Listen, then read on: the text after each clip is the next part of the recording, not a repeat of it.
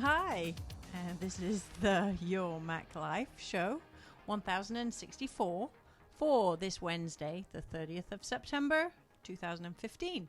And today we'll be talking to Jim, Shawn will, about, he's pointing at the camera, I'm looking at it. Look into the camera, not at me. I need to read what I'm supposed to say. And he'll be talking about El Capitan, Spanish, but I don't know why, but anyway.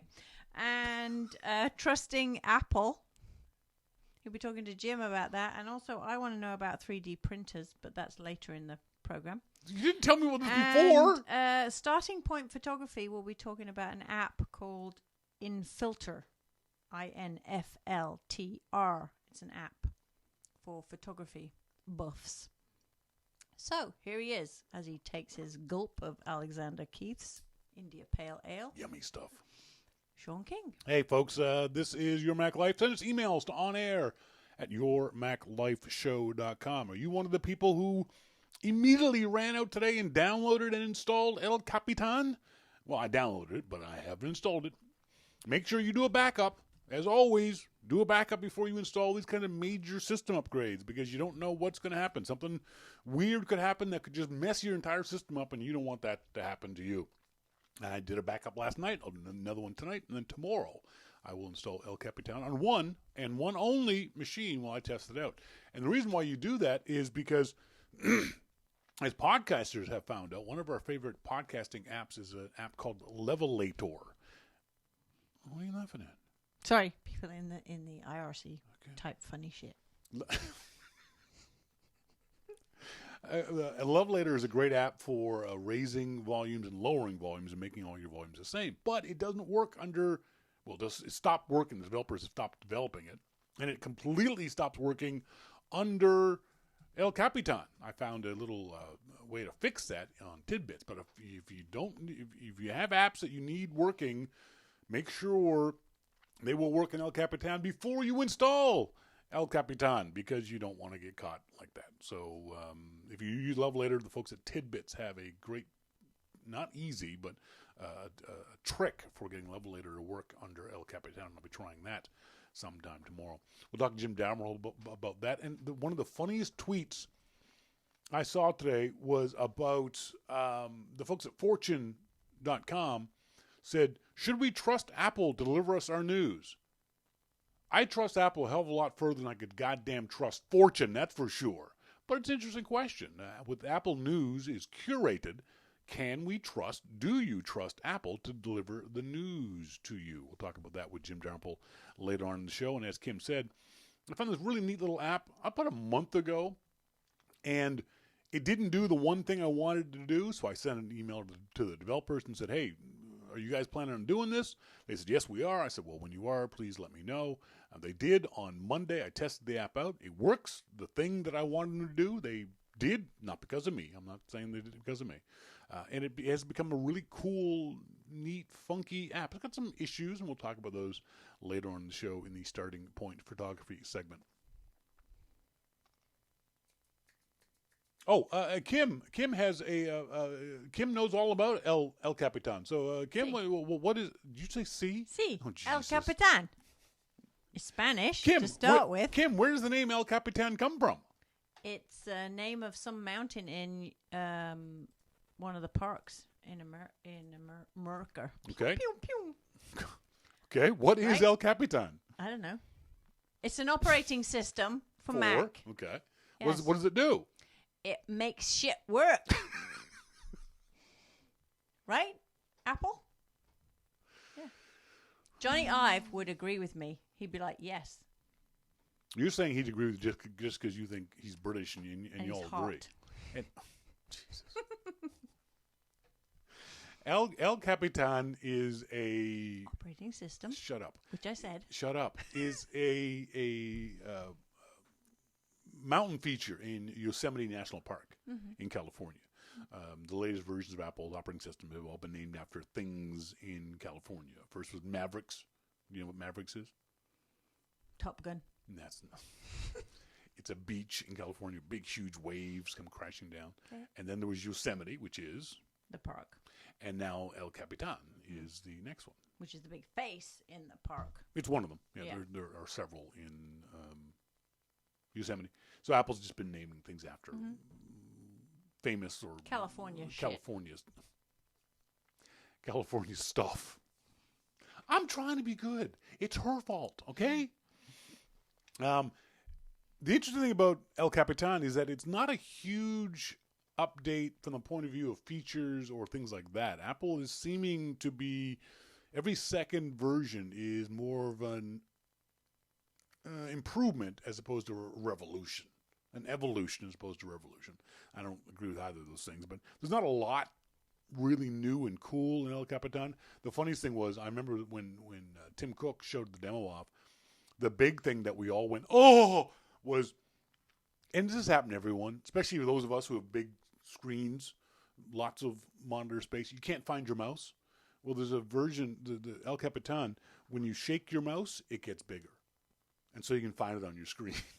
What, the cursor gets bigger? The cursor gets bigger as you show, which is kind of cute. There was some improvements to notes, improvements to mail, general security and system improvements. In theory, your machine will be faster. There's nothing I've seen so far in El Capitan that's crucial. There are things that make me go, oh, I have to install that right away. Is there anything for you? Besides, as Binky says, oh my God, I love the growing mouse. Is there anything for you that makes you want to install El Capitan immediately? Is there a feature or a problem that it solves or anything along those lines? Send me emails to onair@yourmaclifeshow.com. I'd be curious to know what you guys think. As I've gotten sadly older, I'm less likely to install this stuff immediately because I've been through this so many times and so much stuff is broken on me.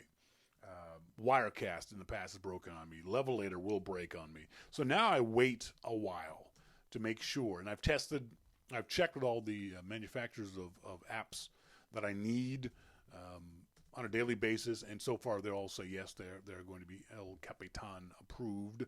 So I'm going to install it tomorrow. But again, I don't do any of this stuff without doing a backup first. I might even wait till the weekend. There's no real rush, crushing need for me to install El Capitan right now. Is there for you? Email onair@yourmaclifeshow.com. Did I say this off the top? I've forgotten. Ad blockers. The other thing I want to know from you guys. Are you still using? Will you continue to use ad blockers? It's interesting to watch. This is going to take a long time to shake out, but this is the beginnings of the shakeouts. For example, the Crystal ad blocker, which was very popular for a while. I think it's a 99-cent app or a $2 app, whatever it might be. They said last week that they're now charging advertisers to be whitelisted. Do you know what whitelisted means? Yeah, because you told me about it a few weeks ago online. Yeah, you did. Kind of not bad, but it's okay. What a whitelist is a list of approved they can come websites. Up on your screen. You allow them to do that. Yeah. So what the guys in Crystal are doing is letting advertisers buy into the Crystal whitelist. The problem is you may not want them in your whitelist. So there's going to be this back and forth for quite some time as people figure out how the whole ad blocking thing is going to work. I have yet to install an ad blocker. For me, it's a matter of if your website on my iOS devices pisses me off, I won't go again. As simple as that. I'll just either send the link to myself and watch it, look at it on my Macintosh, or I won't read your story. It's easy. If you piss me off, I'm not coming to your website. There's my ad blocker. There's my version of an ad blocker. Is pissed off, not going. Simple. So what are you guys doing for ad blockers if you are using them? Again, on air at yourmaclifeshow.com. There's something else too that was going on. Darn it! I should make notes, shouldn't I? I really should write stuff down. It's called old-fashioned pen and paper.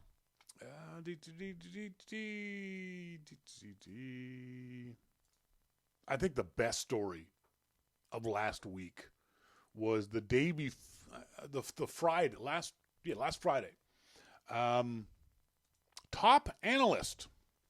This is a top analyst now. So in theory, it means he knows what he's talking about.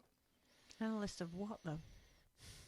Andy Hargreaves of Pacific Crest wrote a provocative note to clients on Wednesday of last week, saying that early iPhone 6S sales are weak.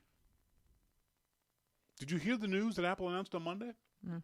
Apple announced on Monday they'd sold 13 million iPhones over the weekend, the most number of iPhones they've ever sold in one single weekend. Now, granted, some of that was due to China, that if Apple had the iPhone 6S and 6S Plus available in the Chinese market right from day of launch, so that helped a lot, probably between 3 and 4 million sales, which juiced the numbers. But hopefully this top analyst, Andy Hargreaves of Pacific Crest, is now unemployed. Because if you say those kinds of things to your clients go, oh, Apple's not doing well, I will sell my stock. Well, guess what? That would have been a mistake. So it was an interesting story from last week. And we'll also talk to Jim about this. This really pissed me off. I knew this was going to happen. iOS 9's Wi-Fi Assist sounds like a good idea. What it is when you're in a weak Wi-Fi zone, your iPhone or your iPad will automatically switch to your data network, which sounds good if you're on an unlimited data plan. Yeah, I was going to say, what if you don't want to use your own data? For those of us who are always in a weak Wi-Fi zone, our home, because our Wi-Fi sucks here, what would happen in that situation is our iPhones would switch to our data networks without us knowing about it. I don't always look in the top right-hand corner or left-hand corner of my iPhone to find out whether I'm on Wi-Fi or I'm on 3G or I'm on LTE or whatever it might be. So you could, in theory, be just Facebooking and Twittering and doing all your stuff and then look up and realize you're on LTE and you're burning through your data network. You can turn Wi-Fi Assist off. There's a way to do it. You go into the settings in the very bottom of one of the settings windows is turn Wi-Fi Assist off, which I've done. I'd rather not have Wi-Fi at all or internet connection at all rather than rely on this Wi-Fi Assist. I'm talking to Jim. I think it was a mistake on Apple's part. I don't like that they did that. I think it was a mistake of them making this on by default. I mean, that's the problem I have with it. It's a good idea if it works for you, but having it on by default hurts folks like us who are in weak Wi-Fi areas. When you really need it, like business-wise, it's like, oh, fuck this, I'm going to go for, use my data. Yeah, Binky says the first time it happens, Apple can make it really obvious, which would help. But I also believe it shouldn't be on by default. Apple could send up a notice. We notice you're on a weak Wi-Fi network. We'd like to switch to cellular. And then here's how to do it. Go in your settings. It's a lackluster notification. Exactly. That's the biggest problem I have. Not that Apple's doing this, but the fact they don't tell you they're doing it, that it's on by default, and they don't warn you that this is about to happen. We'll talk about that. We'll talk about a new app called InFlitter. I don't know. It's a stupid name. INFLTR.com is the website. It's a really neat app that does some really cool stuff to your pictures when you take pictures. And I'll explain a little bit more later on. But up next, we're going to talk to our good friend Jim Dalrymple from The Loop at loopinsight.com. This is your Mac Life.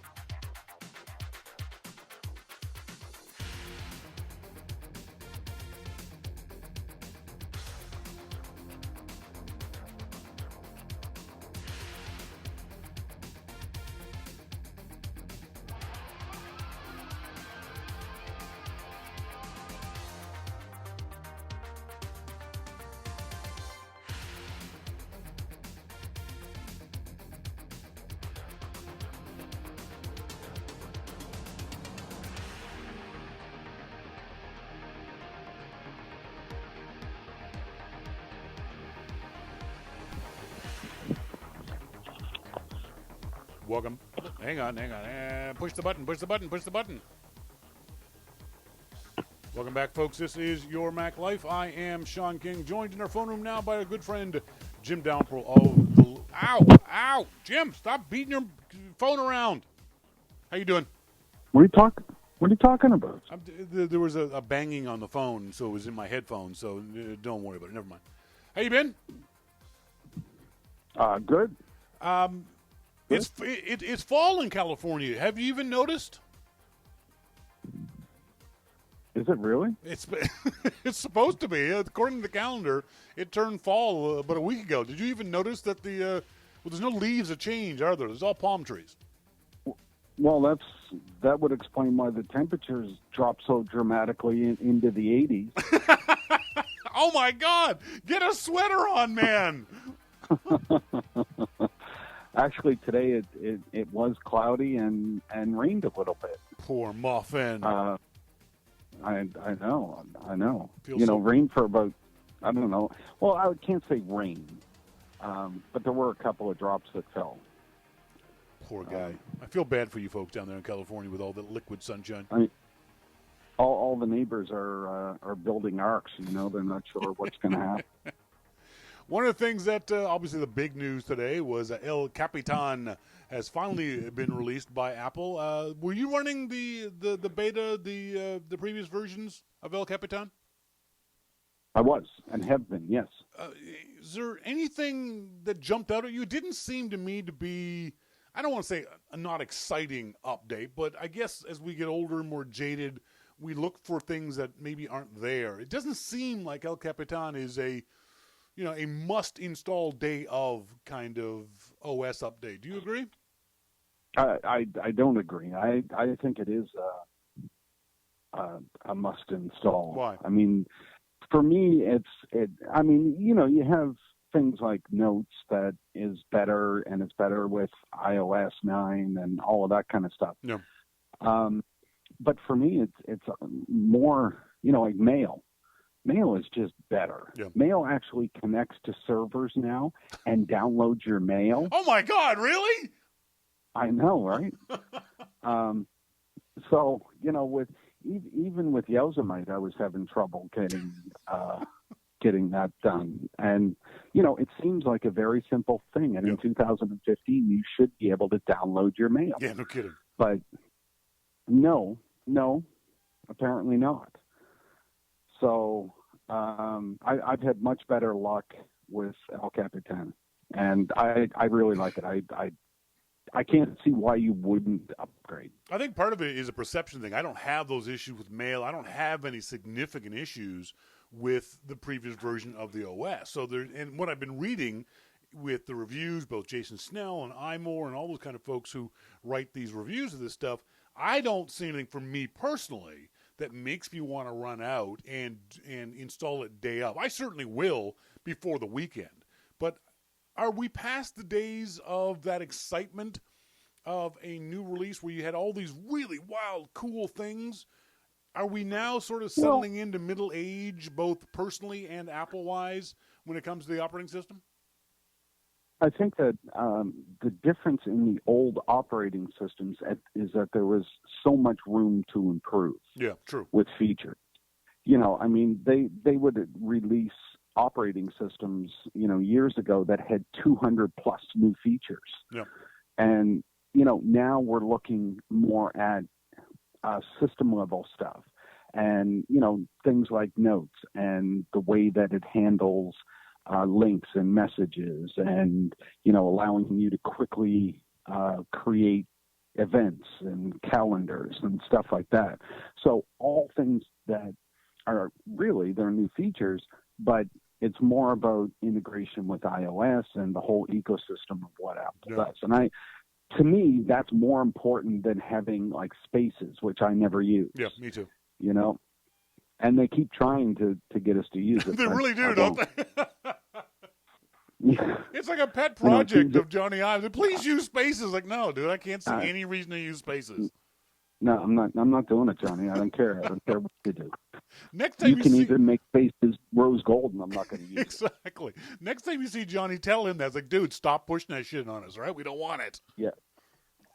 Like Mission Control. Yeah, Mission Control is the same thing. Now, the thing I am looking forward to, because I don't get the full view on the iPad, I'm looking forward to split screen or split view on El Capitan. Hopefully it works better on my Macintosh than it does on the iPad.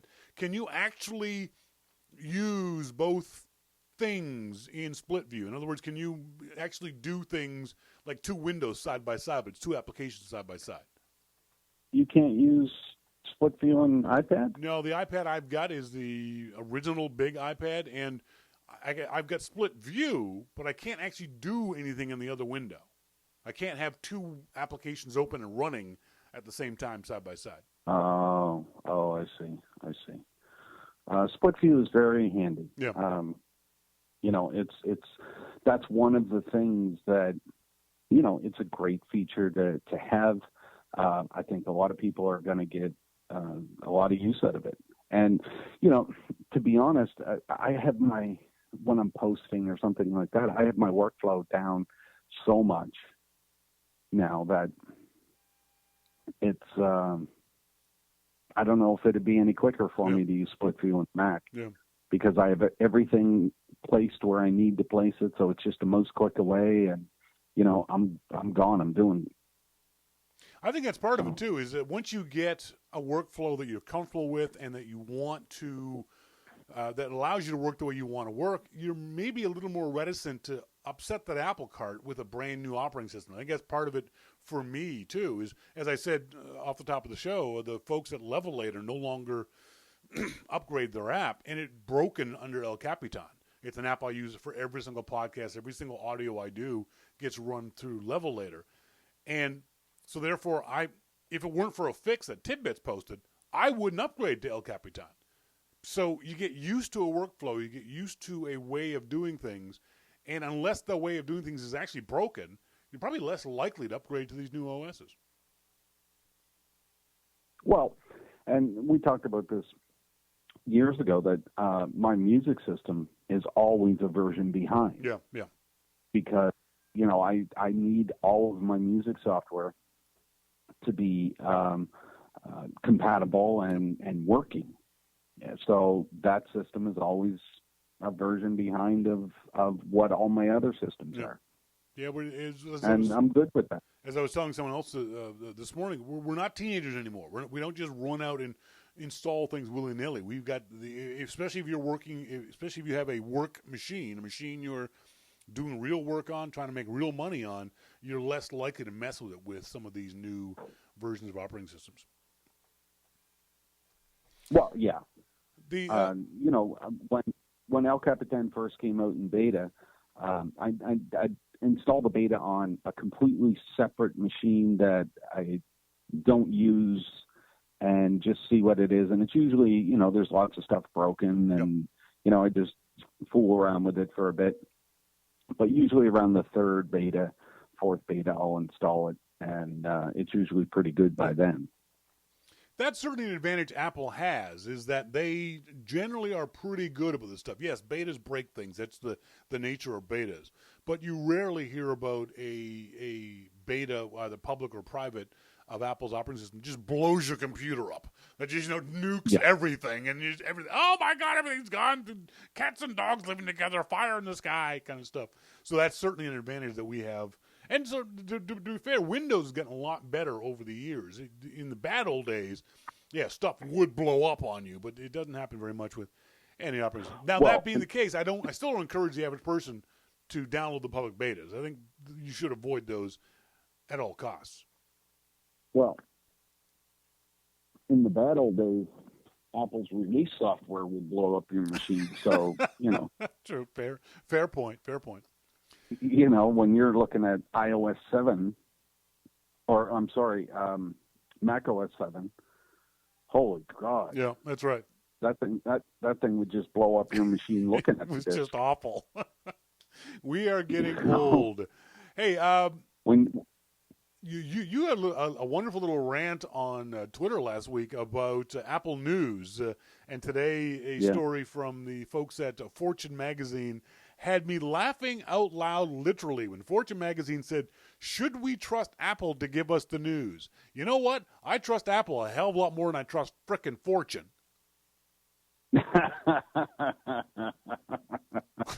Yeah. Now, the point they make, though, is not necessarily a bad point.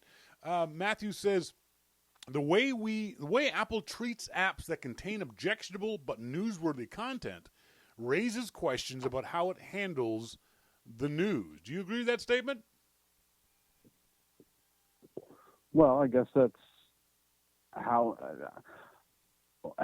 they treat objectionable content. Yes. Remember there was that news yesterday that an app called Metadata Plus that would send you an email or send you a notification whenever a drone strike killed somebody. Apple's pulled that app. Right. They pulled other apps, too, for what Apple describes as objectionable conduct. Would Apple, the point of the discussion is, do you trust Apple to not do that when it comes to news? Yes. Why, though? Because theoretically, Apple is vetting the sites that puts in there. Yeah. So, if they put a site in there and there's content that they don't like, it's a news story. It's different than an app. I mean, maybe the app did break some kind of rules. Remember the Shaking Baby app and, all this other stuff. I mean, God, that must have broken some rules. Yep. If not by Apple, then at least morally it must have broken some rules. But, news is news. If you put the site in there and they have news, then it's news. I think that's the problem. I think that's what Fortune misses. The point that Fortune misses is that apps are apps done by a different team, and news is news done by a different team. And there's been no indication that Apple is going to, for lack of a better term, censor the news. There was last week, the New York Times wasn't able to be published in Thailand because there was a story critical of the Thai government. And so the Thai government wouldn't allow the printer to print the New York Times. Apple, I don't think, and maybe this is having too much faith in Apple, I don't think Apple's ever going to do something like that. I don't think Apple, if Fortune or New York Times ever writes a story critical of Apple, I don't think we're going to see Apple block that in Apple News. Whereas they might do it blocking objectionable content in apps, I don't think they would do that with news. No, they wouldn't. I mean, they couldn't, because that would be censorship of the media. They couldn't do that. If the New York Times wrote a negative article on Apple, and I can never imagine the New York Times writing a negative article on Apple, but if they did, there's nothing that Apple can really do. Yeah. There's nothing that Apple can do about it now on the web. So, just because they're delivering it in their app, there's nothing that they can do there either. The logic that these guys are trying to portray is that Apple censors apps, therefore Apple would censor news, and I don't think that's the case at all. I think Apple knows the responsibility they're taking on themselves when they set up news as a feature. I think a better question is, should Apple be in the news business? That's a fair question, too. And I got to believe that you think the same as I do, and the answer is no. I don't think so, but, Apple is, I don't think to Apple this was about being in the news business. Okay. I think for Apple this was about the experience of reading. Yep. And, they brought a great experience with iBooks and, things like that. So, and people enjoy that. They enjoy the reading experience that they have in apps, but they don't generally enjoy the reading experience from most websites. So yeah. Apple took care of that. And I think that's what this was about, not about them being in the news business. Speaking of bad reading experiences from websites, did you see this story? It was just mind-boggling. in the Wall Street Journal today, the International Advertising Bureau CEO Randall Rothenberg on ad blocking viewability. He says, I'm not happy about browser makers offering up ready-made accessibility to unethical software providers. I think that's foolhardy and harmful to consumers. Advertising supports an enormous amount of content on the web, and browser makers are basically telling consumers that their costs are going up. They may have to pay for more content because a bunch of browser makers are more concerned with competing with each other than helping consumers. What this guy is basically saying that ad blocking, Apple putting in the hooks for folks to do ad blocking on iOS is just a battle between Apple and Google, and the poor advertisers are caught in the middle. Do you agree? I do not. That's the stupidest thing Rothenberg could have possibly have said. I mean, the problem is the advertisers and the way that the ads were made. Maybe not the advertisers themselves, but the people that make the ways that have annoyed us for years on the web with ads. And it got to a point where we're all just fed up. I mean, I just refuse to go to some sites that take forever to load and download all kinds of stuff. Yep. And you know, I don't want to read that stuff so bad that I'll go and do it. I just don't. Monty says, and that. Go ahead. Go ahead. Monty says, I can't believe someone could write that without a sentient brain cell beating them to death for doing it. I agree. It's just the problem. One of the problems I have with all this stuff is the response from the ad publishers. Not as you said, not advertisers per se, but the ad industry publishers, the folks who code this stuff, has been so incredibly tone deaf on their part. Years ago, the browser manufacturers, the browser vendors, put in this do not track thing. And you can find it on Safari. It's a little checkbox you click, and you click it, and it says, please do not track me across the web. Well, guess what? Right. The internet ad publishers ignored that and tracked us all over the place. It was voluntary. They could choose to do this. And so these people who annoyed the shit out of us with every single possible technology they could come up with are now suddenly upset and crying crocodile tears because we're using technology to block their technology? Well, it's going to be a cat and mouse game. They're going to come up with, something to bypass ad blocking somehow, and then the ad blockers are going to get smarter, and it's going to be an ongoing thing. And I will never block sites like Daring Fireball or Six Colors or Marco or any of these sites. I won't block them because they have one ad. They respect me as a reader, but then again, I won't go to like Vanity Fair where they take over the whole window. Yeah. And you have to search around for an X to click it, I won't go to CNET if they have all the stuff going on. Yep. It just doesn't make any sense to me to do that. So I try and visit and support sites, and I pay for a lot of sites too. I pay for a lot of sites just because I think it's the right thing to do. So, a lot of people pay on the loop too, but I also turn around and pay myself. Beaky has a point that goes to what you were saying. Given that almost all the iOS blockers are now taking bribes for whitelisting, the effectiveness is going to die anyway. Do you agree with that? Well, yeah, I was kind of surprised with that. Yeah, that was very disappointing, wasn't it? The Crystal started it, and now we're seeing other AdBlock Pluses doing it.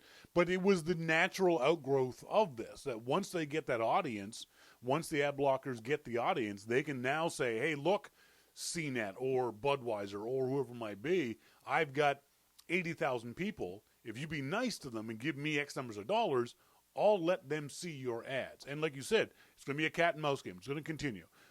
DJ McIntosh has a good point. He says, Does the recent uprising in ad blocking indicate some kind of spring cleaning of the internet, or is it a forced change in how ads are presented? I see. That's a great question, but I don't think that we're at either of those points yet. Yeah. I think that that's what people hope, that there would be a cleaning of the internet or some kind of a fundamental change of the internet.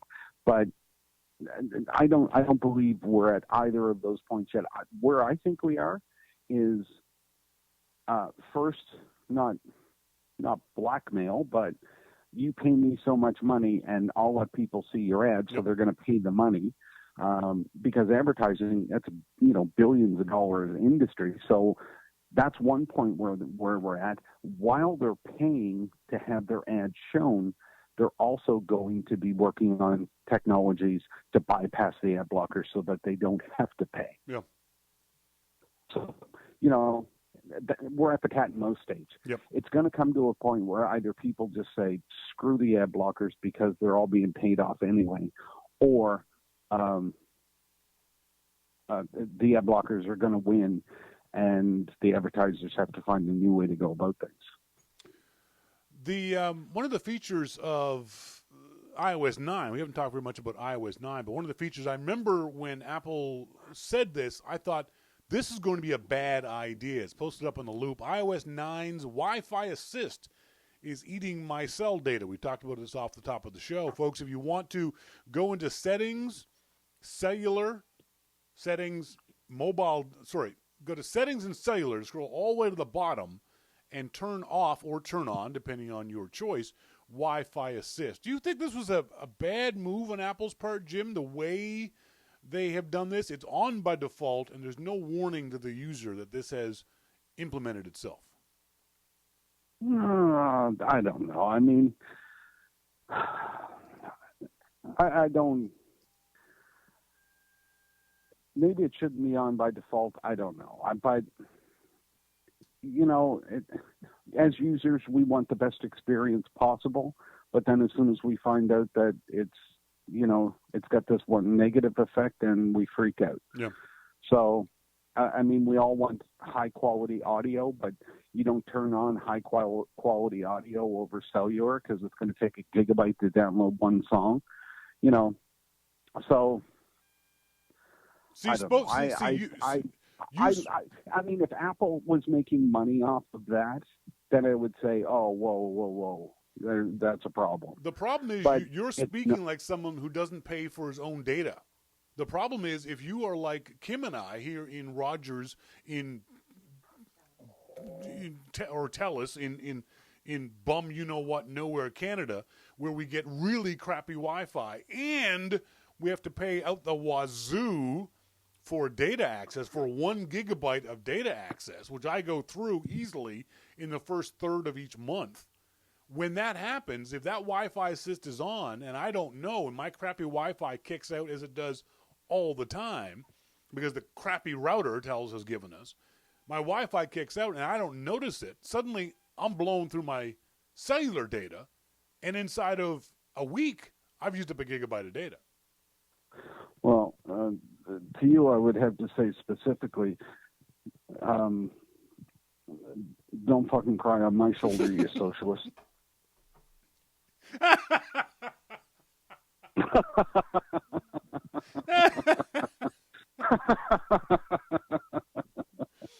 Fair point. That's what I get for gun control and healthcare. All right, shitty Wi-Fi. All right, I'll take it. If those are my options, gun control, healthcare, shitty Wi-Fi. Okay, I'm good. But you see what I mean? For it comes from your perspective. From our perspective, Wi-Fi Assist being on by default and giving no notifications is a bad thing. Not that Wi-Fi Assist is a bad thing. It's the way Apple's implemented. I'm not really crazy about. Well, I do pay for my data, but yeah, I understand that it's not as good in some places as it is in others. And I don't know. I have 5 or 6 gigs of data, and I haven't noticed a big difference. And if the guy from where was it, Gizmodo or something that wrote that, if he is, then I don't know. Maybe he's a socialist too. See, for example, I used up a lot of data over the past 3 months listening to Apple Music while I was out and about, while I was on the motorcycle or sitting in Starbucks. I listened to Apple Music a lot in those situations, so I used up a lot of data over that time. And I don't want to use up more data by accident when I'm in a Wi-Fi zone that might happen to be a little weaker than others. Speaking of which, today was the day that Apple started telling folks that they had their 3-month trial of Apple Music is up. Jim, are you going to pay for Apple Music? I will. Really? After all the troubles you had? I will. I will. I'm actually writing another article. Well, see, here's the thing.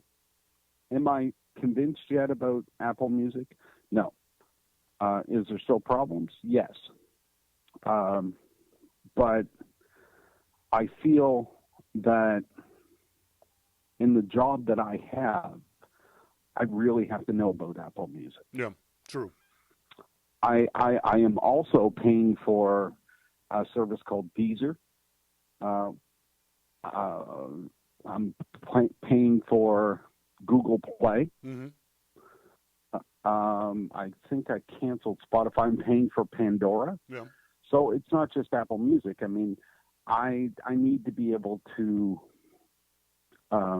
say, especially with music and how much it means to me personally, that, you know, Google Play does have a nice user interface. Do I like giving Google money? No, but at least they're not serving me ads. Deezer is another great service, and if you have a Sonos system or a Bose system, they'll stream FLAC files. Yeah. So, you know, really high definition files. That's great. I like that. So, you know, it's important to me to know what's going on there. Do you think Apple Music will eventually, sometime in the next 6 months, support the Sonos systems? Yes. Yeah, so do I. I think there's so many people asking about it, and I think the Sonos folks have been asking Apple to help them with it. That's a little birdie in my ear telling me that. I think sometime before Christmas, we'll see an update to Apple Music or an update to Sonos, where you'll be able to do your Sonos music through Apple Music, which would be very cool. It'd be a great feature for Sonos to implement. Agreed. So now, if not for your professional need, would you get Apple Music? Would you pay for it? See, I like the streaming services. I really do. Yeah. More so than what I thought I would, because I'm a music buyer. You know, yeah. And that's part of my problem, is that I have so much music that I've purchased on CD or from iTunes Store. But, you know, when I get in the car, I just, I go to Siri on my watch and say, you know, play Metallica Shuffle. Yeah. And it'll just go to Apple Music and play. And it's that integration that I really like, that I can just go to Siri and say, play this. And it'll play everything, you know, on shuffle for a couple hours, whatever the drive is. And I don't have to worry about it. It's better than going to Google Play or another one. And, you know, if you don't like a song, then you have to find your phone while you're driving at 70 or 80 miles an hour. And no. So I like this better. Monty says Apple Music has no added value to me over any other free method of streaming music. That's a fair point. If he feels that way, I think there is value, but I wouldn't argue with Monty about that. Well, I mean, here's the thing. You can go out, if you don't have any purchased or downloaded music, you can go out to any of the music services that are out there, and besides the number of songs and the interface that they use to access those songs, there's very little difference. Yeah, agreed. So, you know, like Rhapsody, I don't really like the interface that Rhapsody has. I find it clunky and old. Google's interface, I think, is kind of cool. Yeah. You know, Deezer, yeah, sure, that works. Pandora interface, great. But, Apple Music's interface, also great. But the thing that Apple Music promises that I really wanted was the fact that it would integrate with the music that I already own. Yeah. And with that promise, I think Apple Music has the most potential in the future. And that's part of the problem. Right now, it doesn't integrate so well with the music that I already own. Yeah. And that's what's bothering me. You know what's bothering me is this past week, at some point on Twitter, you posted a picture of you in a kilt. That was good, wasn't it? No, not really. A, you're not Scottish. B, what the hell were you doing in a kilt? Actually, I'm Scottish. Dalrymple isn't Scottish. It certainly is. I know, I'm kidding you. Everyone from Nova Scotia is Scottish. Me too, even though I'm Irish. Jesus, I was going to say, if you're Scottish, I'm changing my nationality. and you being Scottish, me being Irish, explains a lot about our relationship. It really does. It really does. Where's that picture taken, dude? That was very funny. Obviously, it's one of those carnival things. You stuck your head in a hole and brought the beard out and your cigarette. Where is that? I was in San Francisco. Just there's a it was sitting on the sidewalk outside the store, and I just walked up and stuck my head through. Who took the picture? A friend of mine. That's funny. Yeah, he just grabbed the camera and said, "Oh, you gotta put your head in there." So I did. Hey, you mentioned on the show about 2-3 weeks ago, and I didn't get a chance to ask you about it, and then you teased it on the Loop. You were talking about a camera lens for your iPhone called the DX20 something. Yeah, DX1. DX1. When is that review coming out? Because I'm really interested. Because you're such a shitty photographer. I'm really interested to see what you think about that thing. It's pretty amazing. It really is. That's what I've 20 heard. megapixel pictures. It's a pretty amazing rig. When's that review and going to be? Oh, I don't know. You can't tease stuff like last week and then not post it within 7 days, dude. Why? Okay. Hey, iFixIt and shit with Apple. Do you care? Yes. It's their own goddamn fault. Do I care? Yes. Why? Yes, I actually do care. You said I have a hard time believing they didn't see this coming. Bullshit. I wrote on the Loop, they did see it coming. They wrote, we weighed the risks, blithely tossed those risks over our shoulders, which is just shitty writing, by the way, and tore down the Apple TV anyway. This is iFixIt blatantly going against their NDA from Apple. Why do you care? Why would you have any sympathy at all for iFixIt? Who, by the way, I like. Oh, I didn't. Oh, whoa. I didn't say I had sympathy. I said I cared. And I cared because if you're going to be a moron, you should be called out as a moron. Good. That's the only reason that I care. I mean, if Apple sent them an Apple TV, then you would think that they would recognize that they're under NDA and respect that NDA, even though their inclination may be to tear it down and post it. But what they could have done instead is tear it down and wait until release day and then post it. And they would have been safe. They would have been okay. Do you know why? But they didn't. Do you know why iFixIt did this? Why? Because iFixIt saw all these websites who've been posting ostensibly NDA information about Apple's operating systems, whether it be iOS 9 or El Capitan or before Yosemite and Mavericks, and they thought they could get away with it. They thought that Apple would let them skate on this because Apple lets so many websites skate on breaking NDAs when it comes to operating systems.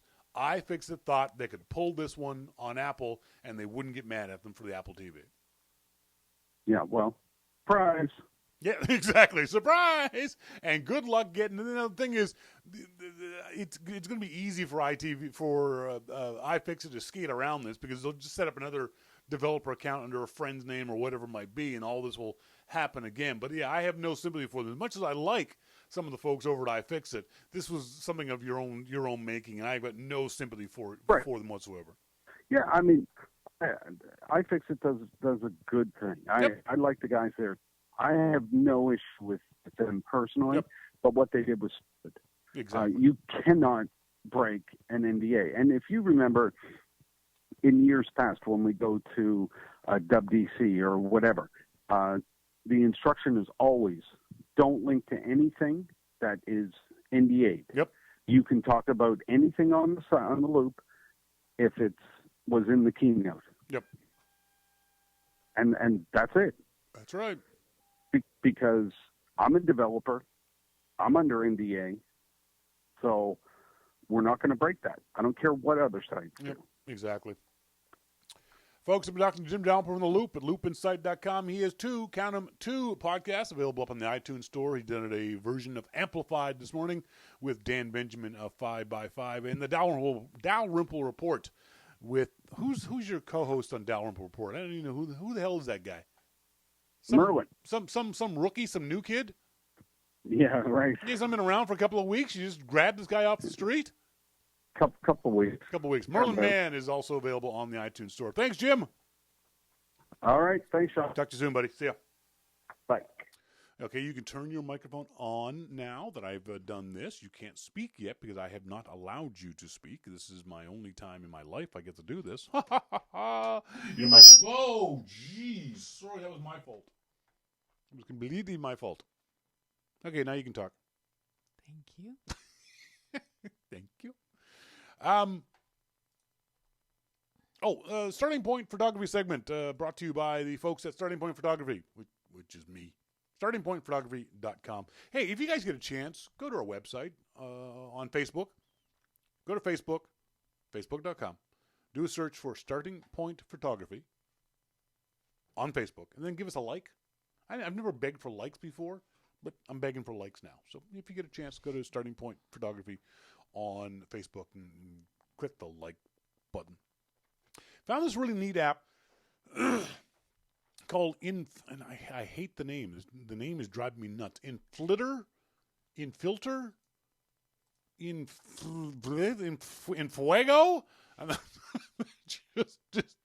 just I hate when developers need to name things in just weird, funky ways. And sorry, Kim, I'm going to bump you off the screen. Okay. But you won't go away. Of course not. The story of my life. There she is. There it is. Look at that. Why is Kim in the background? That's kind of a cool effect. I'm actually going to leave that there. That's kind of neat.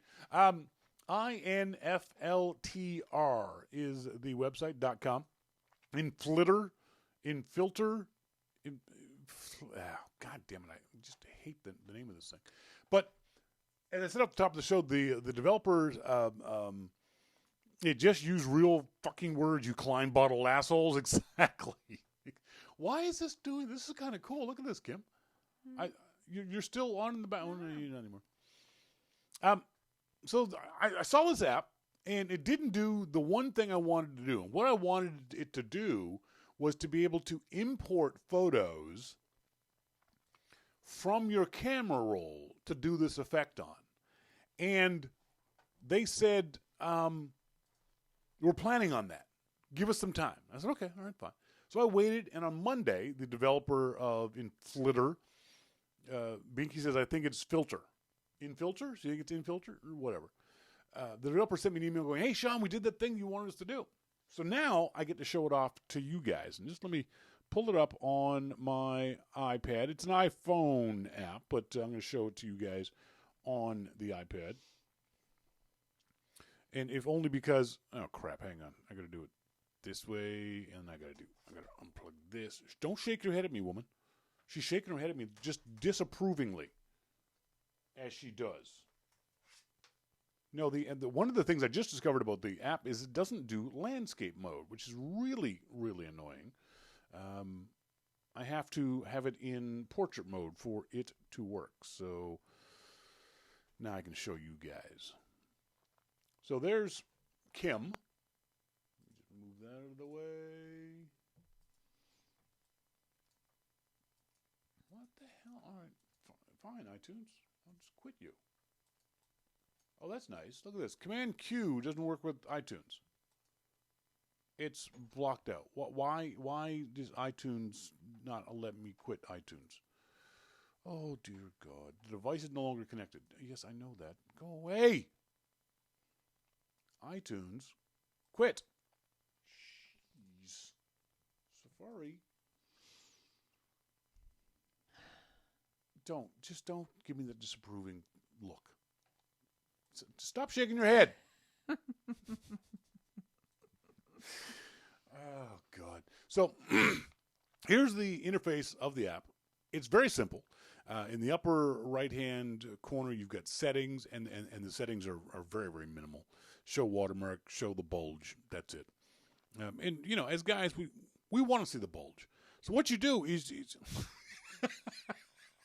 Guys want to see the bulge? Hush, never mind. Okay. So what you do is you just tap your finger on your screen of your iPhone or your iPad in this case, and you'll notice there's a bulge there. And I just saw that. But what the bulge does is it grabs the color from underneath your finger and transmits it to the entire photograph. And you can get some kind of interesting looks to some photos. All you do is just drag your finger. Really? Really? Is that what you wanted the audience to see? You can click down to make the photo square or give it a vignette, which is kind of neat. You can give it a Instagram kind of feel to it. But it's kind of fun to just play around with the bulge and see what kind of effects it gives you on the photos. But the feature I wanted them to implement was I don't use any photo apps to take photos. I just use the camera roll photo just because it's the fastest one to get to. I don't need to mess around with a whole lot of stuff. So what I asked them about was, can you import photos from your camera roll into InFilter? Because to me, that was the big deal. It was not just the bulge thing, which I really think is kind of cool and fun to play with. So what they've done is they've allowed you to now import your photos. So on the lower left-hand side, you click, and here are the photos that you can choose. You go to the upper left, and you click on the arrow. Hang on. Close. Come on. Show me my photos. Okay. Where are my photos? Does this not work on the iPad? I'm so confused. This worked before. All right, then. Well, let's try it in a different way, then. God damn it! Why do these apps do this to me? Why do the apps hate me? All right, I'm going to switch to the iPhone and do this via the iPhone, because I know it worked with the iPhone. There we go. And bring up QuickTime again. Bring up QuickTime again. Come on, QuickTime.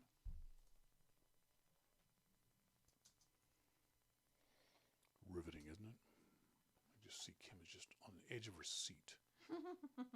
Utterly fascinated by my abilities with these kinds of apps. iPhone 6 Plus. And so now I get a blank screen. Why do I have a blank screen? Of the iTunes Store. Why is the iTunes Store opening up? I don't want the iTunes Store. Go away. Oh, there it is, finally. But it does work in landscapes. So now you click on the lower left and then the upper left, and it gives you a list of your photos. It should go to the camera roll. Why isn't it going to the camera roll? There we go. Finally. Oh, my dear, sweet baby Jesus. That was annoying. So now you have the photos in your camera roll. You choose one, and then you choose the filters in the top middle. Screen goes black. You've got an auto-correct thing. A magic wand, which is a poorly named magic wand, because for every other app, that little magic wand in the lower left stands for enhance. But on InFilter, it doesn't do that. But it does do something cool. Every time you tap on that magic wand, you get a different filter. So what you do is you just sit around and you're just playing with these filters and seeing which one you really like. The downside is if you skip past one, you can't go back to it. So if you like this particular filter, you've got to save this picture. So you hit check mark in the upper left-hand corner, and now it'll save that particular filter to your camera roll. You can also click on the center icon there, and now when you drag your finger around, it does the same thing again. It picks up the various colors and textures from the photo. So let's go back to a different photo. This one I really liked of me in the water. I've already infiltrated this once. I was really happy the way the photo came out because the flash on the camera, but then using InFilter, it does really neat. I wouldn't want to call it sepia, but it does this really kind of a neat effect. And again, you can play around with InFilter to get different looks of the photo. I really like the way this thing works. The downside is you can't save a look. In other words, if you happen to really like, say, this particular filter, you can't save that filter and apply it to other photos. So say you've got a bunch of photos all in the same sort of area, and you really like this particular look, and you want to attach that look to all the other photos, you can't do that. But it's a 101 app. I think it's free. Someone check for me on the iTunes store and tell me whether or not it's free. So if you get a chance, Sly says just Monty's talking about a different app called Average Night Cam for 99 cents. Okay, that's not what I'm talking about. So I'm going to find out how much this one is. DJ McIntosh says, I still think you got the Jamie from Mythbusters thing going on in that picture. Possibly. I'm not quite sure, but it's certainly possible. So check it out if you get a chance. InFlitter, InFLTR.com is the website you can check out for more information, more details about this. The other cool thing is, and this is something I really love about Macintosh developers, is generally a lot of these guys are smaller websites, smaller companies, and they're really responsive. Like I said, I sent the email off to that guy last month, the day after I saw the app, and he responded right away and said, yeah, it's something we're working on, something that we want to do. I'll check back with us, or I'll send you an email in a couple of weeks when we get it done. And he did. So I'm sure it's small developers everywhere. I said Macintosh, but I'm sure it's true with Windows folks and other folks who develop for the Macintosh. Send me emails to onair@yourmaclifeshow.com. Are you going to be installing El Capitan on your Mac? Have you already installed El Capitan on your Mac? Let me know in the email, onair@yourmaclifeshow.com. You said you had a question. No, I didn't have a question. I just said I saw the ad for 3D printers. An ad for 3D printers? Which I thought was really cool. What ad did you see for a 3D printer? I can't remember who it was. Where did you see the ad for a 3D printer? You showed it to me. It wasn't a frickin' ad. What was it? It was a promo video for Glowforge. Promotion, advertisement, isn't that the same fucking thing? Anyway, it was cool. It was very What was cool? What was cool about it?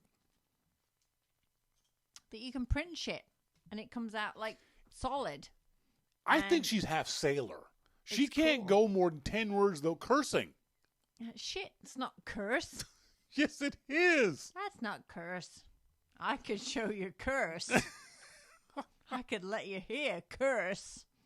Shit ain't one of them. What do you think was cool about... The whole, like, you could cut out a 3D globe with cardboard. You can cut out little leather patches, things, little coasters. It's cool. Oh, and the fact that you could etch your iMac book, your MacBook.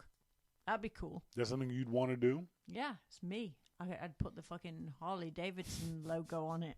It's cool. And my name. Very cool. Very cool. Tell you, technology's sweet. I don't know how much the Glow 4. Actually, I should check. What the price of the Glow 4? I saw this on some website talking about glowforge.com is the website. Glowforge is a 3D laser printer. How much do you think the Glowforge would cost? Oh God.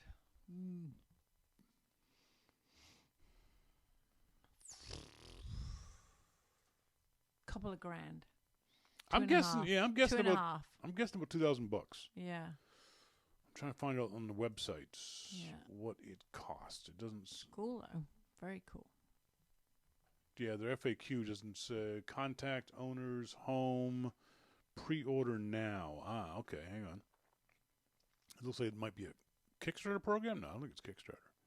Glowforge.com, glowforge.com is the website. You want to check it out.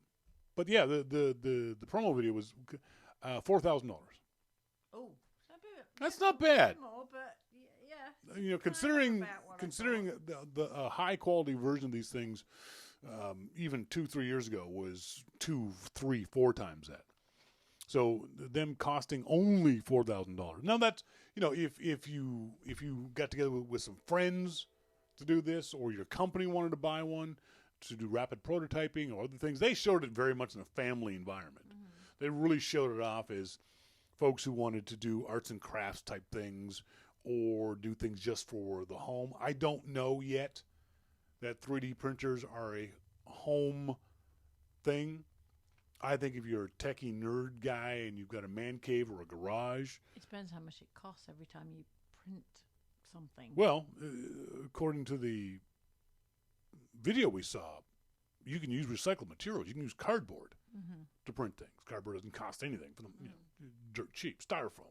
You can use a lot of recycled materials. But you notice on the advert, they put in a piece of cardboard. Do you see how many pieces of cardboard it would take to make the globe? Sure. Yeah, it'll probably take a couple hundred. But again, it's free. Yeah. That's cool. Check it out. They have the Glowforge. I take it back. Glowforge Basic is $2,000. Glowforge Basic and Air Filter is $2,500, and Glowforge Pro plus Air Filter is $4,000. Supposedly first unit shipped this Christmas. Cool. It could be. I read. Do you know who BlackBerry is, or RIM? Does that mean do you know? BlackBerry? Yes. Like BlackBerry phones? Yes. Yeah, I don't know what RIM is. That's what the Other research. than the rude version. Research in Motion was the name of the company who originally developed the BlackBerry. The company's now called BlackBerry. Oh, that's They had apt. they had a CEO. They had a co-CEO, which is always one of the problems. Named. Do you know BlackBerry's a Canadian company? No. There. Jim Balsillie, the co-CEO of Research in Motion, has a different approach. This is why BlackBerry failed. Because this is the way No, they were great phones before the iPhone. No, they weren't. Yes, they were. No, they weren't. Yes, they were. No, they Before weren't. the No, they iPhone. weren't. I had them. I asked you what and phone. as a normal user, they were shit. Anyway, finished? But yeah, okay. When he came to New York to introduce the BlackBerry, his company's answer to the iPad, Balsillie were a good. He said to Bloomberg Businessweek, and here is where it explains everything you need to know about why BlackBerry failed. There's tremendous turbulence in the ecosystem, of course, in mobility. And that's sort of an obvious thing. But also there's tremendous architectural contention at play. And so I'm going to really frame our mobile architectural distinction. We've taken two fundamentally different approaches in their casualness. It's a casual difference, not just nuance. It's not a casual direction that I'm going to really articulate here. And feel free to go as deep as you want. It's really as fundamental as casualness. What a load of fucking bullshit. What the fuck? I hate people that talk like that and they think they're being smart and they're fooling the fucking common person. But no, that's bullshit, bullshit, bullshit. Full stop. Period. That has got to be the most amazing load of crap. Oh my God. To come out of his CEO's mouth that I've heard in a very, very long time. That was spectacular verbal diarrhea, as Monty calls it. Yeah. If that's the way your CEO talks to other people, if that's the way your CEO communicates, you should fire your CEO. Yeah, no wonder you don't get shit done. Fuck. Because that's just appalling. Yeah. Utterly, utterly appalling that you could speak that way. No, nobody speaks like that. It doesn't mean shit. Nobody talks like that. Just unbelievable crap. By the way, John, Binky Welch, thank you very much. I sent our suggestions. I was going to suggest the same thing to my friend Michelle about photos opening on launch. And yes, it's because he had an iPhone or an iPad plugged in, just as we suspected. Duh, he says that was it. I got emails from you guys, as always. Send us emails to onair@yourmaclifeshow.com. We love getting emails from you guys. Our good friend Scott Randall over there on the Long Island Macintosh user group says, it was a pleasure to hear the joy in your voices when you were both talking about your vacation. I could tell you really had fun. Ad blockers. I really don't mind ads if they're not intrusive. I think that's the key for everybody. Yeah, I don't mind if they're down the side and I can just glance at them and look at them. But when they flash up in front of me and I have to fucking move them out of the way to look at whatever else I'm looking at. That's, I think, what the ad agency doesn't get. Yeah. The fact that we don't mind ads. If I have a choice of seeing a web page with no ads and just text, maybe a picture or two, that's ideal. Right. But if you do ads that are unobtrusive, that don't interfere with my reading your content, down the side, even in the middle, I don't mind the middle so much. I hate the ones that are hidden behind links, but the ones that piss people off are the ones that pop up on the screen and you can't read the content without getting around the ad. That's what pisses people off, and that's why people are using ad blockers. He says, I realize the people creating the site have to make money, and that's the dichotomy here. That's the problem here. If they're the kind of ads where it's my choice to click or not, like running down the left or right side of the page, that's okay. If they're pop-ups or pop-overs or videos that start playing automatically, that is not acceptable. If I'm interested, I will click. If I am not, I won't. I will have to find a good selective blocker so I can just use it on the sites that have intrusive ads. He says, I've been watching a show on Netflix that takes place in Toronto during the late 1890s. It's called The Murdoch Mysteries. Oh, I love that. You love what? I love that Murdoch Mysteries. Oh, you've seen it? Yeah. I've never even heard of it. Oh, I love it. It's about a detective, William Murdoch, who is very smart, well-read, and extremely interested in science. He's using his knowledge of science to sort out pioneer forensic techniques in solving crimes. He meets, yes, I know this is fiction, famous historical characters like Nikola Tesla along the way who help him with some of his cases. There's also some human interest, like his attraction for the beautiful female coroner. You gotta have the love interest. And his friendship with a young constable who is sort of his assistant. This show airs on CBC, so we can only get it here via Netflix. I'm waiting for them to release the next 3 or more seasons. I find this show intriguing. Have you seen it? If not, give it a try. It's very cool, yes. I hadn't even heard of it. You'd like it. It's good. Oh, dear. Excuse me. That's a big sneeze. Regards to you both, I want you to know that listening to the show archive has become one of my weekly routines. Excellent. Thank you very much, Scott. Scott's got other emails, too. I'll get to those also. Jason Painter down there in Sydney, Australia. I think the aspect of ads that annoys me the most is when you load a page, scroll down to read the content while an ad loads, which then jumps you back to the top of the page. This often happens more than once. You're fighting the browser to read the content. I'm running on Marco Arment's piece because I appreciate the respect that the deck has for content consumers. I've added The Loop, Daring Fireball, and some others that have deck ads. Deck is a ad publishing company that only does one small graphic ad. If you go to theloopinsight.com or daringfireball.net, you'll see just one graphical ad there.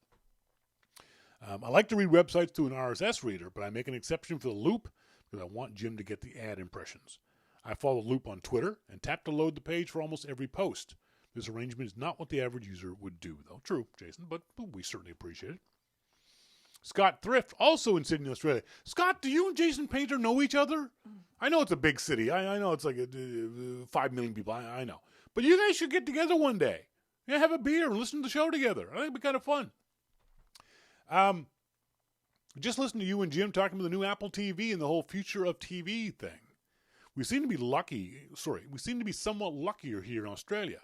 The TV networks all have apps that let you watch last night's programming, and in some cases live TV on your iPad or Apple TV. I also use Netflix, etc.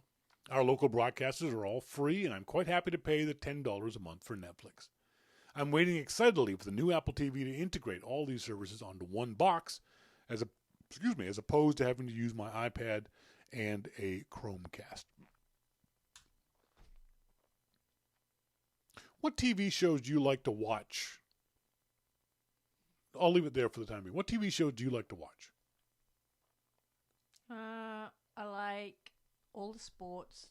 Motorsports. I like motorsports. Anything motorsports. I like police kind of documentary dramas, whether they be old ones like Murdoch, like you just said, like set in a period, yep, or the current ones more like Luther. The reason why I'm asking the English one. I like things that make me think. Do you know when? No, you don't. You hate documentaries. No, I like the ones that make me think. You told me you didn't want to watch documentaries because you didn't want to I learn said anything. I don't want to learn.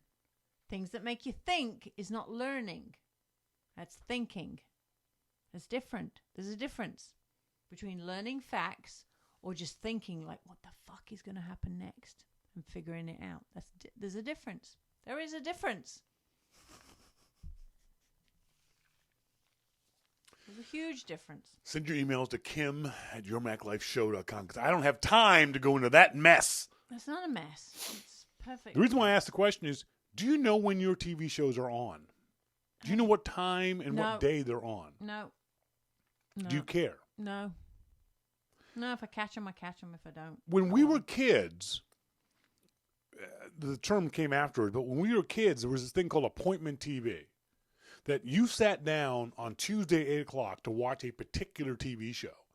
You sat down on Saturday at 9 o'clock to watch a particular TV show. Few of us do that so much anymore.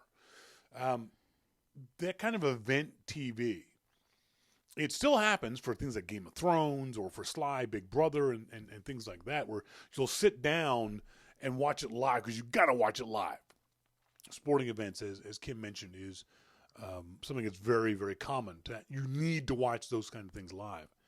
But I think nowadays, for the most part, if I had the system that they have in Australia, where you could watch the show you wanted to the next day on ABC or CBS or Fox, whatever it might be, I'd be more willing to do that.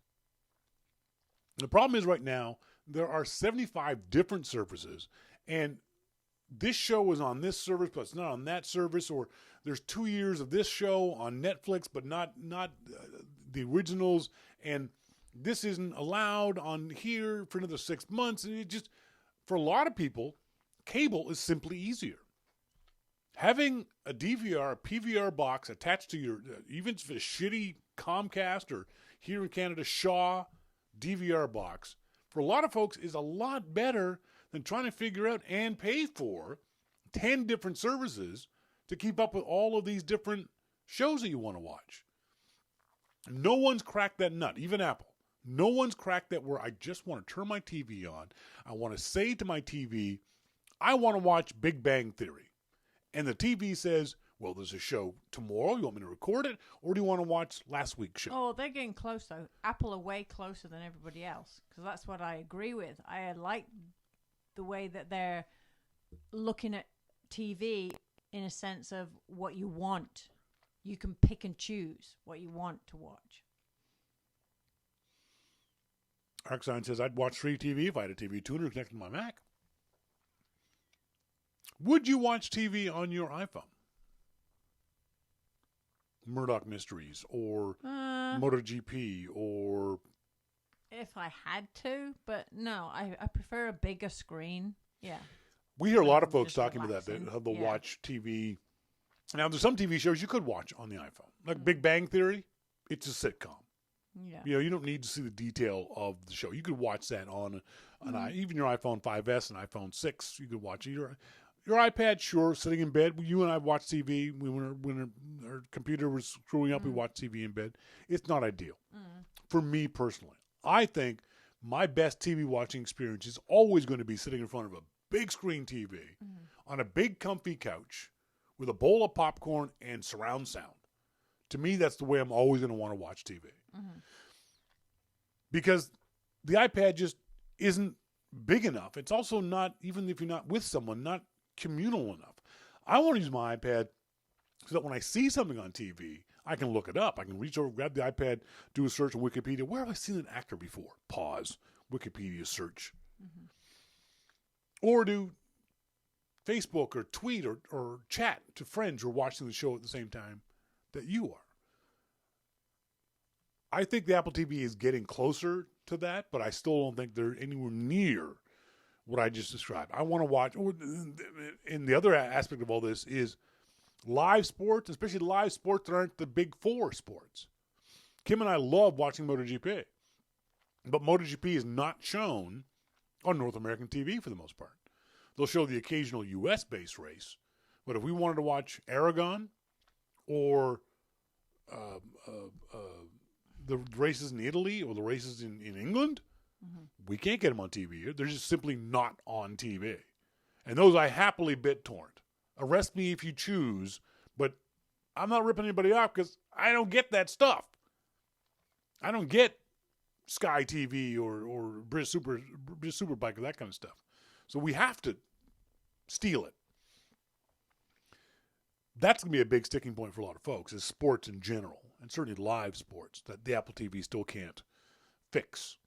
But they are getting a little bit closer. Can I go pee? Please, sir, can I go pee? All right, we'll wrap the show up. Yeah, I gotta make supper anyway. Southwest chicken skillet. Would you like brownies for dessert? No, can I go pee though?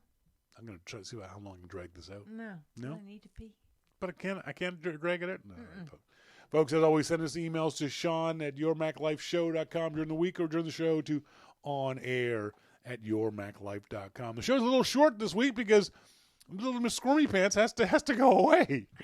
Folks, until next week, she's been Kim Guy. And I've been Shawn King, and you've been listening to Your Mac Life. So I want to say thanks very much for listening. See ya! Bye. What happened to my volume? Oh, here we go. There it is. There it is. Kim is peeing.